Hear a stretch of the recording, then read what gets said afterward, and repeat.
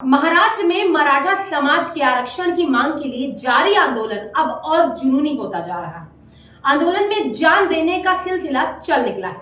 सामने आया है कि राज्य के बीड जिले में एक और युवक ने आरक्षण के चलते अपनी जान दे दी। युवक आंदोलन के दौरान पानी की टंकी पर चढ़ गया और वहां से कूदकर उसने खुदकुशी कर ली। बीड में अब तक 3 युवकों की आत्महत्या का मामला सामने आ चुका है, जिन्हें आरक्षण की मांग करते हुए अपनी जान दे दी।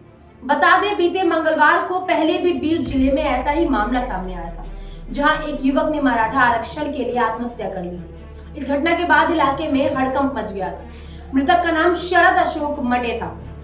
मंगलवार दोपहर 2 बजे उसने अपने घर के पास खेत में एक पेड़ से लटक कर फांसी लगाकर अपनी जान दे दी। बताया जा रहा है कि राज्य में मराठा आरक्षण का मुद्दा उठा हुआ है और कई युवा खुदकुशी कर चुके हैं। बता दें कि 19 अक्टूबर को मराठा आरक्षण कार्यकर्ता सुनील कालवे का शव मुंबई के बांद्रा इलाके में एक फ्लाईओवर के किनारे लैंप पोस्ट से लटका हुआ पाया गया। उन्होंने समुदाय के लिए आरक्षण की मांग करते हुए एक सुसाइड नोट भी छोड़ा था।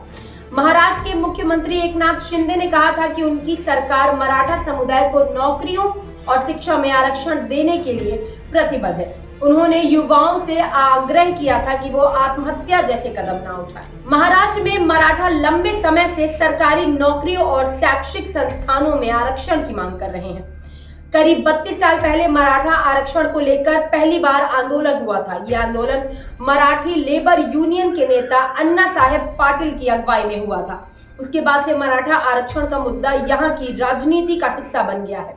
महाराष्ट्र में ज्यादातर समय मराठी मुख्यमंत्रियों ने ही सरकार चलाई, लेकिन इसका कोई हल नहीं निकल सका।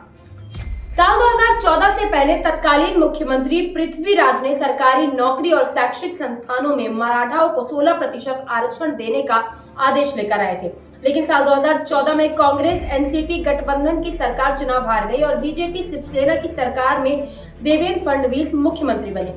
फडणवीस की सरकार में मराठा आरक्षण को लेकर एमजी गायकवाड़ की अध्यक्षता में पिछड़ा वर्ग आयोग बना।